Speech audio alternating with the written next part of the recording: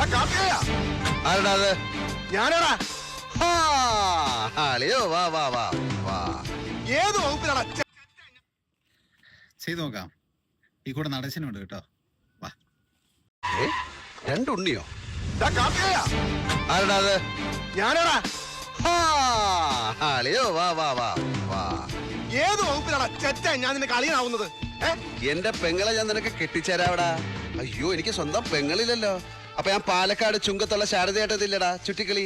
അവരുടെ മൂത്ത മോളിലടാ കനകറാണി. ഈയുടെ റൂട്ടിലിറങ്ങിയ പുതിയ പീസ്. അവളെ ഞാൻ സ്വന്തം പെങ്ങളെ പോലെ വിചാരിച്ച് എനക്ക് കെട്ടിച്ചേരാടാ. അപ്പൊ നീ എനിക്ക് അളിയനായില്ലടാ ചെറ്റ കുഞ്ഞിരാമ. രാജേന്ദ്ര താൻ പോയ വെറുതെ വഴക്കുണ്ടാക്കാതെ. കാർത്തികേയ, കയ്യൂക്കിന്റെ ഭാഷ നിനക്കേ വശമൊന്നും നീ ധരിക്കരുത്.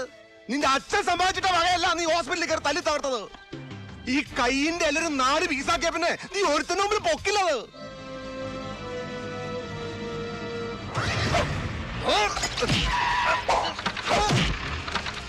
രാജേന്ദ്രൻ സാർ പൊയ്ക്കോളൂ. ഇത് നടേശനും പിള്ളേരെ നോക്കിക്കോളാം. നടേശ കൊല്ലണ്ട സാർ.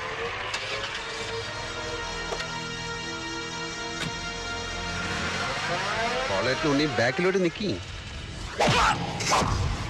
മോനെ നടേശ ചീപ്പ് ഷൈനിങ് ആണെന്ന് വിചാരിക്കരുത്. വാച്ച് കാർട്ടിയർ ആണ്. 1.5 ലക്ഷം രൂപ വില വരും. ഇതിവിടെ ഇരിക്കട്ടെ. ഓ